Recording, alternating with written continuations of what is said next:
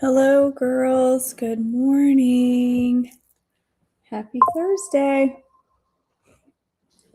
It's a messy, cruddy day here today with lots of thunder and lightning, and it's weird. And I have a massive headache. I think it just must be the weather. All right. Well, it's March 12th. After wandering the wilderness for nearly 40 years, Israel receives Moses' final instructions before he dies. Anybody else think it's just so sad? After all that he doesn't get to go. What on earth? A bug in my Bible. I just came in from outside. I bet it. Oh, I carried that bug in with me. He scared me. All right. Moses' final instructions, Deuteronomy 1 through 8. These are the words that Moses spoke to all the people of Israel while they were in the wilderness, east of the Jordan River. They were camped in the Jordan Valley near Suph, between Paran on the side of Tophel, Laban, Hazeroth, and Di-Zahab on the other. Normally, it takes only 11 days to travel from Mount Sinai to Kadesh Barnea, going by way of Mount Seir. But 40 years after the Israelites left Egypt, on the first day of the 11th month, Moses addressed the people of Israel, telling them everything the Lord had commanded him to say. This took place after he had defeated King Sihon of the Amorites, who ruled in Heshbon, and at Edrei had defeated King Og of Bashan, who ruled at Ashtaroth. When the Israelites were in the land of Moab, east of the Jordan River, Moses carefully explained the Lord's instructions as follows. When we were at Mount Sinai, the Lord said to us, "You have stayed at this mountain long enough. It's time to break camp and move on. Go to the hill country of the Amorites and to all the neighboring regions, the Jordan Valley, the hill country, the western foothills, the Negev, and the coastal plain. Go to the land of the Canaanites and to Lebanon, and all the way to the great Euphrates River. Look, I am giving all this land to you. Go in and occupy it, for it is the land the Lord swore to give your ancestors, Abraham, Isaac, and Jacob, and to all of their descendants." Moses appoints leaders from each tribe, Deuteronomy 1:9 through 18. Moses continued, "At that time I told you, you are too great a burden for me to carry all by myself. The Lord your God has increased your population, making you as numerous as the stars, and may the Lord, the God of your ancestors, multiply you 1,000 times more and bless you as he promised. But you are such a heavy load to carry. How can I deal with all your problems and bickering? Choose some well-respected men from each tribe who are known for their wisdom and understanding, and I will appoint them as your leaders." Then you responded, "Your plan is a good one." So I took the wise and respected men you had selected from your tribes and appointed them to serve as judges and officials over you. Some were responsible for 1,000, some for 100, and some for 50, and some for 10. At that time, I instructed the judges, "You must hear the cases of your fellow Israelites and the foreigners living among you. Be perfectly fair in your decisions and impartial in your judgments. Hear the cases of those who are poor as well as those who are rich. Don't be afraid of anyone's anger, for the decision you make is God's decision. Bring me any cases that are too difficult for you, and I will handle them." At that time, I gave you instructions about everything you were to do. Scouts explore the land, Deuteronomy 1:19 through 25. Then, just as the Lord our God commanded us, we left Mount Sinai and traveled through the great and terrifying wilderness, as you yourselves remember, and headed toward the hill country of the Amorites. When we arrived at Kadesh Barnea, I said to you, "You have now reached the hill country of the Amorites that the Lord your God is giving us. Look, he has placed the land in front of you. Go and occupy it as the Lord your God, the God of your ancestors, has promised you. Don't be afraid. Don't be discouraged." But you all came to me and said, "First, let's send out scouts and explore the land for us. They will advise us on the best route to take and which towns we should enter." This seemed like a good idea to me, so I chose 12 scouts, one from each of your tribes. They headed for the hill country and came to the valley of Eshcol and explored it. They picked some of its fruit and brought it back to us, and they reported, "The land the Lord our God has given us is indeed a good land." Israel rebels against the Lord. Deuteronomy 1:26-46. But you rebelled against the command of the Lord your God and refused to go in. You complained about in your tents and said, Lord, the Lord must hate us. That's why he has brought us here from Egypt to hand us over to the Amorites to be slaughtered. Where can we go? Our brothers have demoralized us with their report. They tell us, the people of the land are taller and more powerful than we are, and their towns are large and walls rising high into the sky. We even saw giants there, the descendants of Anak. But I said to you, don't be shocked or afraid of them. The Lord your God is going ahead of you. He will fight for you, just as you saw him do in Egypt. And you saw how the Lord your God cared for you all along the way as you traveled through the wilderness, just as a father cares for his child. Now he has brought you to this place. But even after all he did, you refused to trust the Lord your God, who goes before you looking for the best places to camp, guiding you with a pillar of fire by night and a pillar of cloud by day. When the Lord heard you complaining, he became very angry. So he solemnly swore, not one of you from this wicked generation will live to see the good land I swore to give your ancestors, except Caleb and Jephunneh. He will see this land because he has followed the Lord completely. I will give him and his descendants some of the very land he explored during the scouting mission. And the Lord was also angry with me because of you. He said to me, Moses, not even you will enter the promised land. Instead, your assistant Joshua, son of Nun, will lead the people into the land. Encourage him, for he will lead Israel as they take possession of it. I will give the land to your little ones, your innocent children. You were afraid they would be captured, but they will be the ones who occupy it. As for you, turn around now and go back through the wilderness towards the Red Sea. Then you confess, we have sinned against the Lord. We will go into the land and fight for it, as the Lord our God has commanded us. So your men strapped on their weapons, thinking it would be easy to attack the hill country. But the Lord told me to tell you, do not attack, for I am not with you. If you go ahead on your own, you will be crushed by your enemies.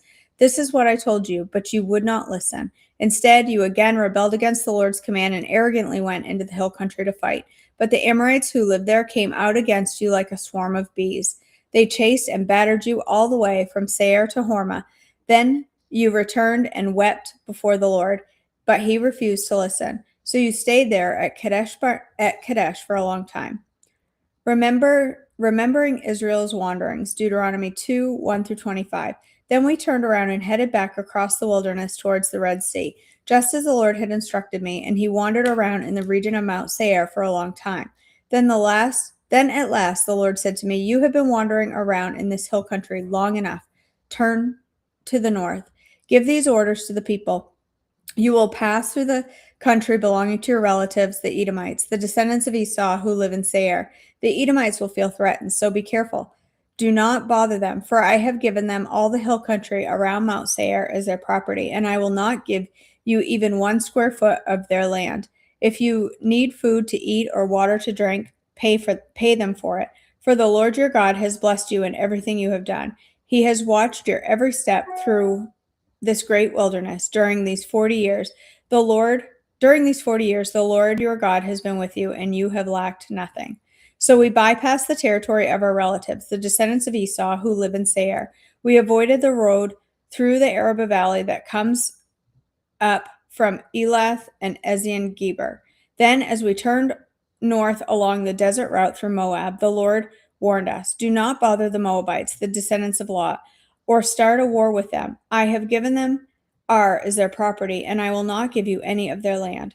A race of giants called the Emites had once lived in the area of Ar. They were both as strong and as numerous and as tall as the Anakites, another race of giants. Both the Emites and the Anakites are also known as Rephaites, though the Moabites call them Emites. In earlier times, the Horites had lived in Seir, but they were driven out and displaced by the descendants of Esau, just as Israel drove out the people of Canaan when the Lord gave Israel their land. Moses continued, Then the Lord said to us, Get moving, cross the Zered brook. So we crossed the brook. 38 years passed from the time we first left Kadesh Barnea until we finally crossed the Zered brook. By then, all the men old enough to fight in battle had died in the wilderness, just as the Lord vowed would happen. The Lord struck them down until they had all been eliminated from the community. When All the men fighting age had died. The Lord said to me, "Today you will cross the border of Moab at Ar and enter the land of the Amorites, the descendants of Lot. But do not bother them or start a war with them. I have given the land of Ammon to them as their property, and I will not give you any of their land." That area was once considered the land of the Rephaites, who lived there, though the Ammonites called them Zamzamites. They were also as strong and numerous and tall as the Anakites, but the Lord destroyed them so the Ammonites could occupy their land. He had done the same for the descendants of Esau who lived in Seir, for he destroyed the Horites so they could settle there in their place. The descendants of Esau live there to this day. A similar thing happened when the Caphtorites from Crete invaded and destroyed the Avites who had lived in the villages in the area of Gaza. Moses continued. Then the Lord said, "Now get moving. Cross the Arnon Gorge. Look, I will hand over to you Sihon, the Amorite, king of Heshbon, and I will give you his land. Attack him and begin to occupy the land. Beginning today, I will make people throughout the earth terrified because of you. When they hear reports about you, they will tremble with dread and fear." Victory over Sihon of Heshbon. Deuteronomy 2:26 through 37. Moses continued, "From the wilderness of Kedemoth, I sent ambassadors to King Sihon of Heshbon with this proposal of peace. Let us travel through your land. We will stay on the main road and won't turn off in the fields on either side. Sell us food to eat and water to drink, and we will pay for it. All we want is permission to pass through your land. The descendants of Esau who live in Seir allowed us to go through their country, and so did the Moabites who live in Ar. Let us pass through until we cross the Jordan into the land the Lord our God is giving us." But King Sihon of Heshbon refused to allow us to pass through, because the Lord your God made Sihon stubborn and defiant, so he could help you defeat him, as he has done now. Then the Lord said to me, "Look, I have begun to hand King Sihon and his land over to you. Begin now to conquer and occupy his land." Then King Sihon declared war on us and mobilized his forces at Jahaz. But the Lord our God handed him over to us, and we crushed him, his sons, and all of his people. We conquered all of his towns and completely destroyed everyone, men, women, and children. Not a single person was spared. We took all the livestock as plunder for ourselves, along with anything of value from the towns we ransacked. The Lord our God also helped us conquer Arior on the edge of the Arnon Gorge, and the town in the gorge, and the whole area as far as Gilead.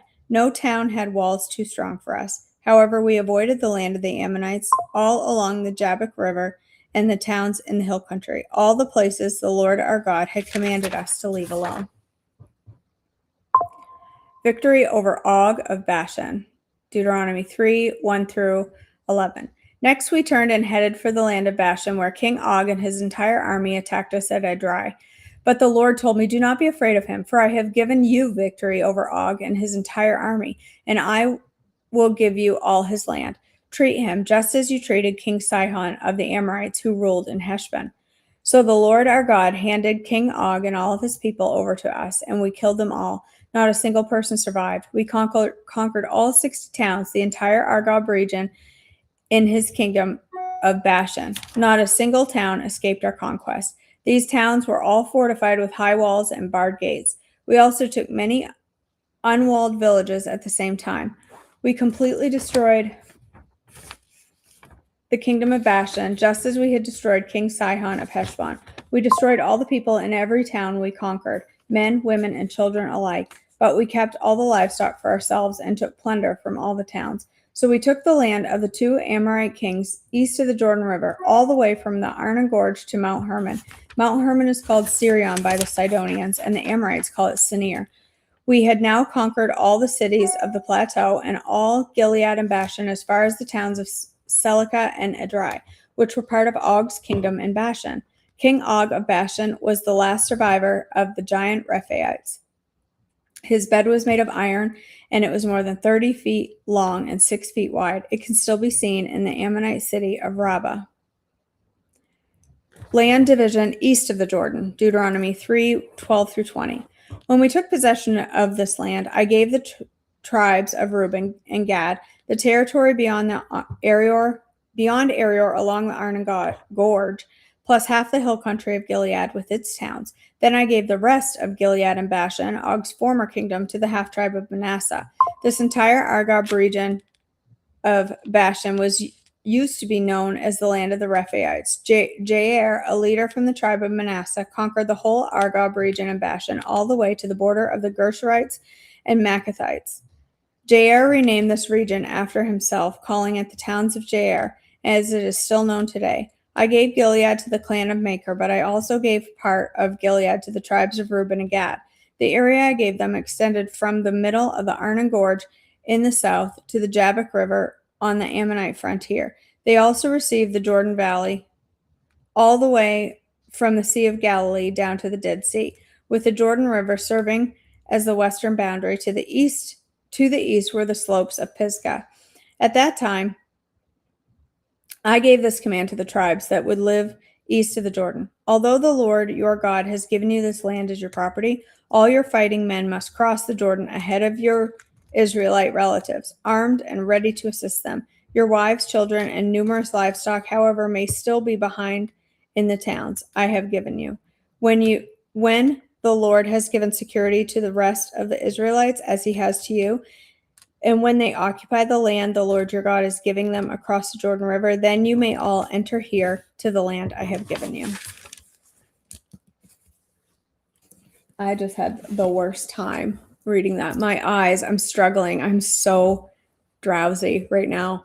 This morning, I'm like, I did not get enough sleep last night. I had a hard time falling asleep. And I got up early, and so all of a sudden, I'm like, my eyes were drooping, and I could fall asleep right here. I have a meeting in 21 minutes. I might sleep for 10 minutes before the meeting. I still have tasks to do, though, before the meeting. Anyway, let's go ahead and pray, girls.